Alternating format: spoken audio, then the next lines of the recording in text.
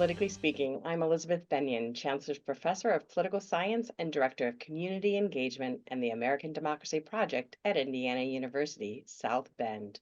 This week, we're exploring the aftermath of the Indiana primary election, and we've got a panel of reporters here to break it all down for us. Here today are Brandon Smith, Statehouse Bureau Chief for Indiana Public Broadcasting, Niki Kelly, Editor-in-Chief of the Indiana Capital Chronicle, and Marek Mazurek, a reporter for WVPE Public Radio. I want to start with the race at the top of the ticket, at least for our state races, which is the governor's race. U.S. Senator Mike Braun seemed to claim an easy victory over Republican hopefuls seeking to be the next governor. To what do you attribute Braun's decisive victory, Brandon? I'm going to borrow a line that a colleague of mine, Mike O'Brien, who's been working in Indiana politics for a couple of decades now, has used a few times, which is that the simplest explanation here is probably the right one. Mike Braun got into this race with the most name recognition, having served in a statewide office that was at the top of the ballot in the U.S. Senate for 4.5 years by the time he got in, 4+ years. He had a ton of money and the ability to self-finance a lot. And then he got an endorsement from Donald Trump. That'll pretty much do it for you in a state like Indiana. So there are some other factors at play. The large number of candidates who were part of that race was definitely a part of it. A heads-up race between Mike Braun and Suzanne Crouch, or even a three-way race between Braun, Crouch, and former Commerce Secretary Brad Chambers. That could have been really interesting. But yeah, I'd say the simplest explanation here is probably the right one. Niki, Chambers and Doden both spent a lot of money on this race, including some self-funding, as did Crouch. So in your view, why didn't that money make a difference? I think in the end, if everyone is spending a lot of money, the money really helps when it's uneven and someone can put it to work. But if everyone has a lot of money, it kind of cancels it out, right? I totally agree with Brandon. My forever regret will be, I would have loved to see what kind of race this could be with 2 to 3 candidates. I think we would have seen a lot more substance. I think obviously the margins would have been closer. So, I guess what could have been on that one. Now, one of the things that I wonder might be frustrating to both of you covering state politics for a living is how many people said they didn't know who Suzanne Crouch was throughout this campaign, despite her serving as lieutenant governor for over 7 years. Any thoughts on that? I mean, yeah, that's born of political apathy that's not unique to Indiana. I mean, there's study after study about how many people can't name their congressman, can't name their governor, can't name their U.S. senator. It's basically, the president, and everything else is a crapshoot. So certainly in office like lieutenant governor, which is not separately elected in Indiana, unlike other states, where it's on the ballot by itself, and so you run by yourself and maybe have a little bit more of that name recognition. But I mean, again, and to Niki's point, if it was just Braun and Crouch's money versus Braun's money, Crouch's name maybe would have gotten out there even more. But when it was, ad after ad after ad, and not just in the governor's race, there were so many competitive congressional primaries in most of the districts this year, so that in those areas, in those markets, you were seeing ads for those races too, because a lot of them were well funded. So you were just getting this deluge of ads, and after a while, it all kind of washes away into nothing. It did seem that the final results for Braun, though very decisive, were not as decisive as some of the polls moving into election day suggested, with a number of those deciding voters seeming to split their votes among the 5 other candidates. Did that surprise you at all? I think that's what a couple different polls had shown, that the undecideds were dropping over, as we got closer, but the undecideds were dropping evenly. And so, Mike Braun was still way up. And so that's exactly what, we saw. Obviously, polls aren't perfect, but in this race, they were incredibly predictive. They were incredibly consistent, throughout, no matter who was doing the polling. So I think, they were right. Absolutely. This played out pretty much the same way in St. Joe and Elkhart counties, didn't it, Marek? Largely, yes. Braun did win both Elkhart and St. Joseph County. There was some local flavor, however. Curtis Hill actually did get second in Elkhart County. Curtis Hill, of course, was the former prosecutor of Elkhart County for a few years in the early 2000s. So his name had a little bit more recognition locally. He did better than Doe did in St. Joe County as well. But largely the same in St. Joe and Elkhart counties. And back to your point on the polling very briefly, I think it'll probably take a while to sort through the data, but there was some conversation about whether there would be mischief voting, Democrats pulling Republican ballots, potentially Braun polling a little bit higher than he ended up doing could be an indication of that, but I don't know if we'll be able to tell that right here sitting just a day after the election.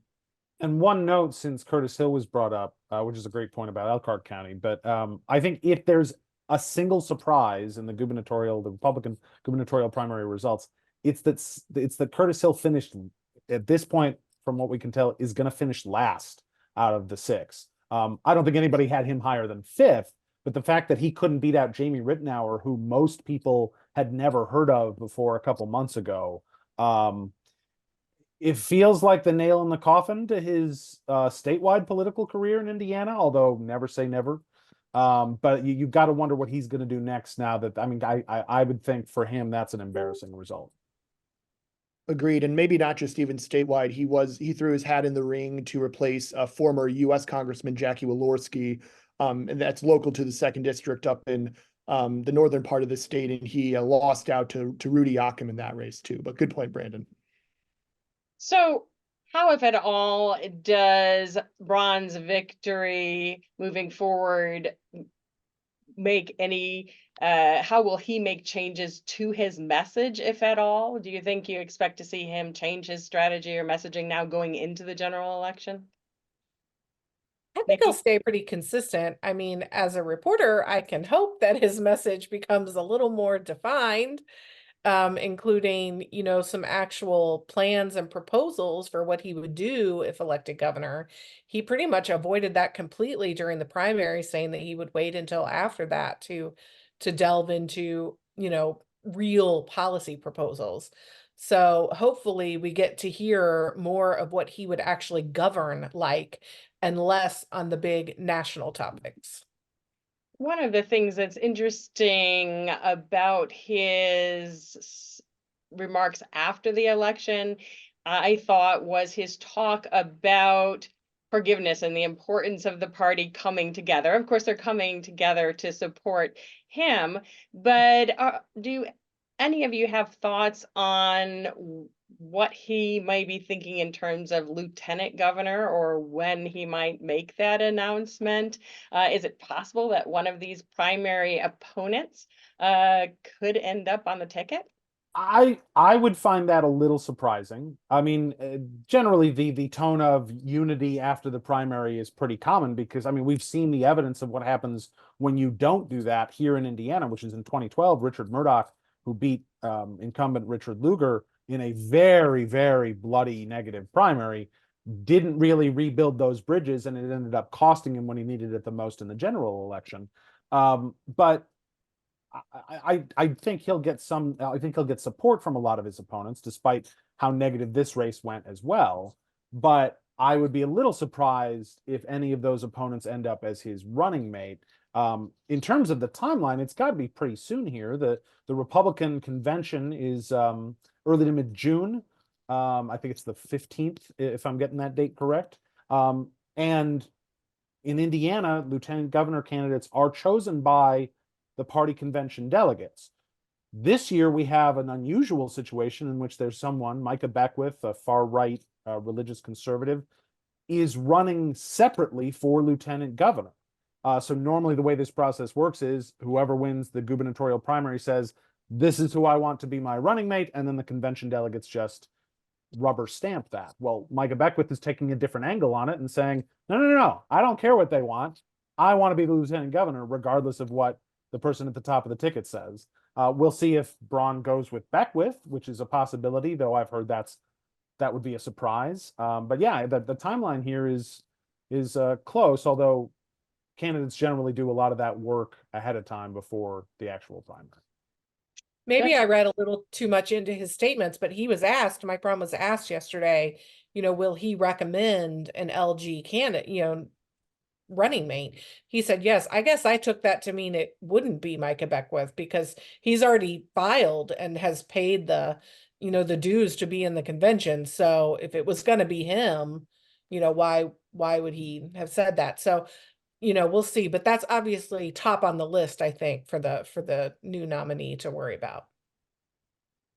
Now, I wonder what you all think in terms of Jennifer McCormick, the Democratic candidate moving forward. How will the fact that she now has a named opponent affect her choices moving forward? And is there anything a Democrat can do to win a gubernatorial race at this specific moment in the state? I mean, we never say never in politics, but what are your thoughts?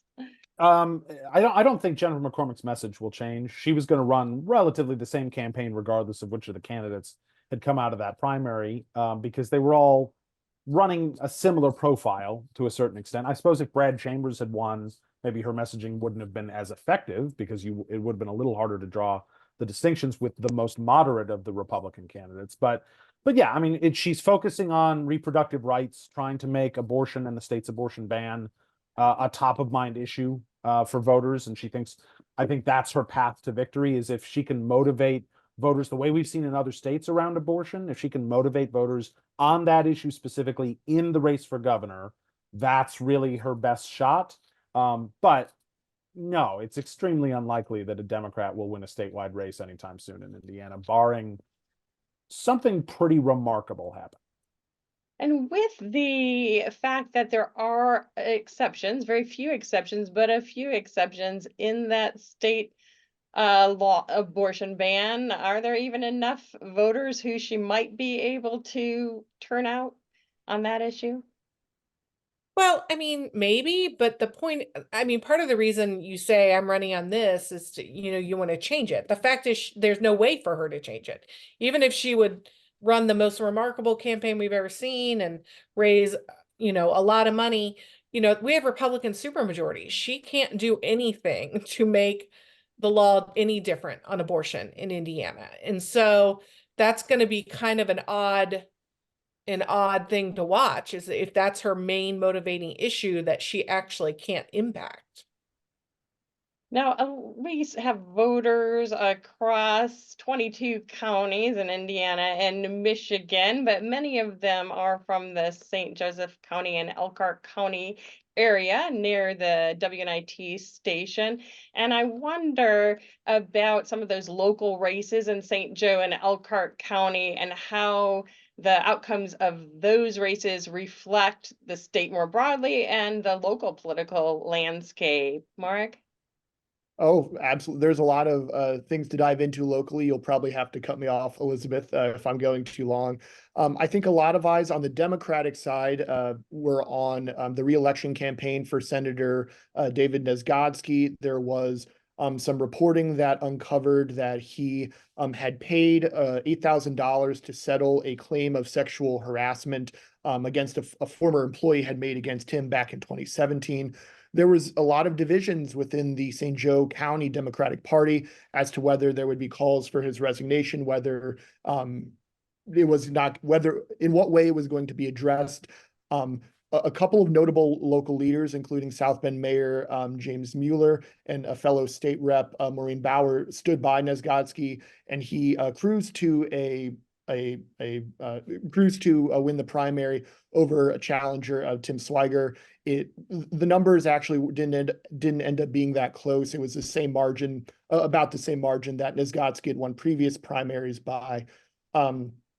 In another key race in the state Senate district, Let me check my notes here. That would be District 8. We did have incumbent Mike Bohacek. He lost a primary to a more right-wing candidate, Joe Lane. That was an interesting one that I don't know if a lot of people saw coming.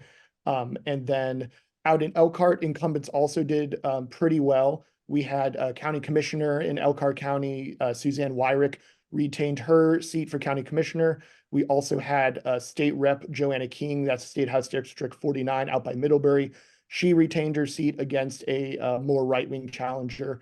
And then one race I will end on here which would be the St. Joe County Commissioner 3 primary. And this is one where you would textbook of every vote matters, especially in a primary. We had Tony Hazen. He actually won by, I think, 42 votes was the final count over challenger Tom McCormick. And again, when you're talking about St. Joseph County Commissioner, it might sound a little bit ho-hum, but these are the executive branches. There's 3 of them. They're the executive branch of St. Joe County. And when you're talking about, the General Motors $3.5 billion battery plant, or the $11 billion Amazon plant, the largest development project in the history of the state, I believe, those projects and tax incentives for those projects specifically have to be approved and vetted by these local races, local officials. And for that kind of money to be, when you're talking about that kind of money, someone being elected into office who's dealing with that by fewer than 50 votes is certainly very wild, certainly very interesting. So don't let it be said that your vote can't matter in a primary, even in Indiana. Great point. Everybody can matter in Yeah. those local races. I also think it's interesting that Niezgodski race, which got a lot of attention statewide, there were it went so negative. There were so many mailers, social media, ads, lots of money pumped into that race. But it still overall seemed like a good day for incumbents generally. Mike Bohacek, of course, now in a more conservative district than he was originally elected to, so he may be an exception for that reason. He would be Well, the exception. I want to clarify. I believe Bohacek won. Yeah, Oh, did he? Bohacek won. He lost St. Joe. He lost St. Joe County. But Okay, he all right. won his he won his election. There were only 2 incumbents across the entire state who lost races at the Statehouse level last night. One of whom was Sharon Nagel, who's in the Tippecanoe County area. She lost a race to a challenger who really focused on the Indiana Economic Development Corporation and its LEAP district, and the idea of taking water away from places like Tippecanoe County and moving it down south to Boone County, where that district is located.